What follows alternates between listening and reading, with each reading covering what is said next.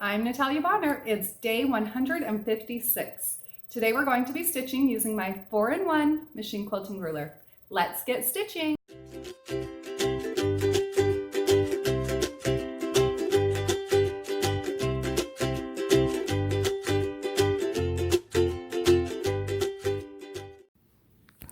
I'll start out by marking a 9 patch through the center of my 6-inch quilt block. So an easy way to do this is by measuring over 2 inches, marking a line, and also 2 more inches marking a line, horizontal and vertical.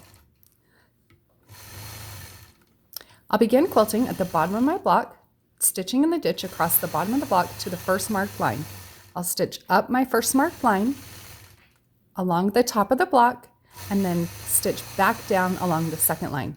When I get to the bottom of the block, I'm going to travel along the ditch over to the corner, then up the right-hand side of the block. From there, I'm going to stitch across that first bottom horizontal line, then stitch in the ditch up to the second horizontal line and stitch across that marked line.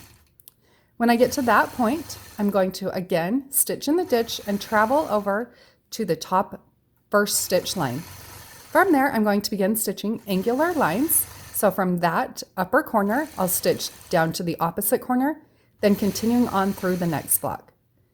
When I get to that point, then I'm going to travel along the ditch, moving up, and then again another angular line. I'll repeat this process until I have these X's stitched in the top block, center, the bottom center block, and the 2 outside blocks on the center row.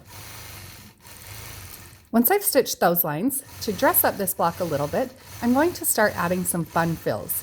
So I'm going to begin filling in those triangles that I've now created in that top center block, the triangles on the outside. I'll fill in with those tiny back and forth matchstick quilting lines.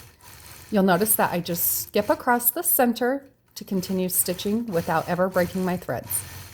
When I finish quilting the second triangle, then you'll notice that I'm going to skip across and then switch directions with those straight lines. Now I'm going to go in a horizontal direction, filling in the 2 triangles on the right-hand side of the block. I'll continue the same process down on the bottom of the block and also over on the left-hand side of the block. Once I've stitched those matchstick lines to dress up this design even more, now I'm going to go through and add a fun point-to-point arrow on those new inside triangles that I've created. So you can see that I'm lining up my machine quilting ruler so that the first marked line on my ruler intersects the center of that triangle. I'll stitch to the center point, stop, adjust my ruler, and then stitch back to the opposite marked point. I'll repeat that process on all 4 of those inside triangles.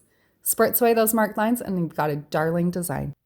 Hey friends, I hope you enjoyed today's block and found a little bit of inspiration with my machine quilting. Now just remember, you can pick up the panel, the rulers, the thread, all of the notions that I'm using in this video today over on my website, peaceandquilt.com. And don't forget to share your progress pictures over on Instagram using the hashtag Let's Stitch with Natlaia.